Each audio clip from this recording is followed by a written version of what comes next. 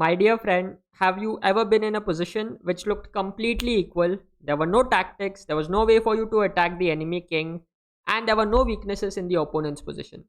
And you wondered, how can I win this position?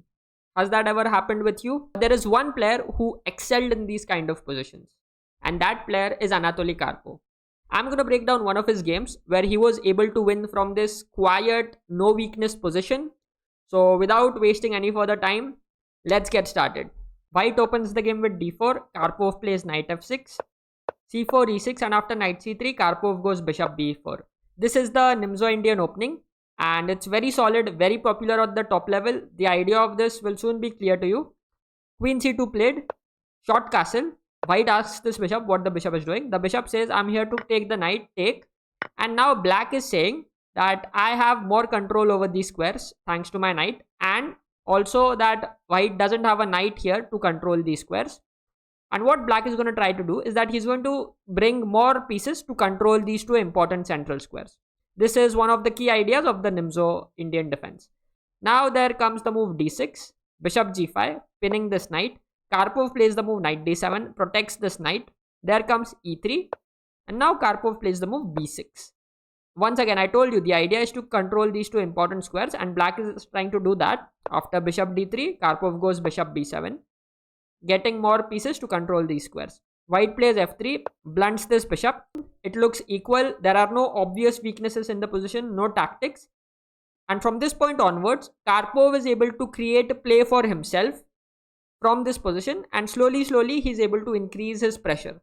First, he starts a confrontation on the queen side with the move c5. Often in quiet positions, if you want to, create play somewhere, you have to start some kind of a fight on some sector of the board. In most of the wars that are fought, it is not that the war is fought one day. It's because of some confrontation that happens. Alright. Same thing happens on the chessboard as well. c5, putting pressure here. Knight e2 played by white. Karpov plays rook c8 and gets this rook on the same file as the queen. So once again, you see Karpov is a little bit increasing the pressure on white's position. Rook c8, there comes rook c1. So that in the future, if let's say the queen moves, there is this rook to challenge black's rook. Now Karpov plays a very nice move, h6. Forces this bishop to move back. But not only that, he's also creating an escape hatch for his king. Now Karpov takes and goes b5. Creating more pressure against this c4 pawn. White defends with b3. Karpov takes and goes bishop e6. Very nice move. And the idea now is black could take on c4. And after white takes back, black could push this pawn to d5, winning back the bishop. But more importantly, giving white an isolated d pawn. Okay, so you see how with a few taps, how with a few very simple moves, Karpov is gradually able to increase the pressure in the position. Bishop a6 played. Bishop f6, queen f6. Now the white queen goes to a5, asks this bishop what it is doing. Now what will you play if you're playing with black, if you're in Karpov's shoes? Think about it. Karpov finds a crazy move. It looks very unnatural at first. He goes knight to b8. This move protects the bishop, but more importantly, this knight is kind of rerouting itself to go to a better square. Karpov is basically saying on d7, this knight doesn't have good prospects, because it's kind of restricted by a white's pawn. So I'm going to reroute it to some different square where it will have better prospects. So white is like, okay, he plays rook c3, he defends this d3 bishop. Karpov goes d5, hoping to open up the c file. White's king is still stuck in the center, so he doesn't want to open the position yet. So he keeps it closed with the move c5. Karpov takes on d3, and now this knight has better prospects on b8 than it would have if it were on d7 square. Karpov plays knight c6. This knight protects this pawn, keeps an eye here, attacks the queen, and at the same time it vacates this b8 square for this rook. Very nice move, and this is something that Karpov was extremely good at. He could sense where his pieces belonged and he would get them to better squares.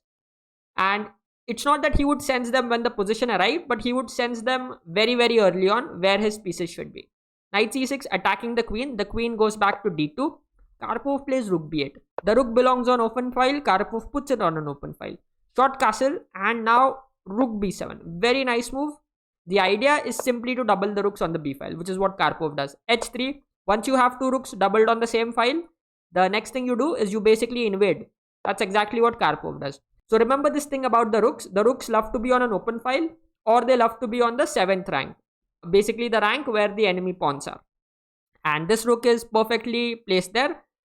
Now the queen goes back to e3.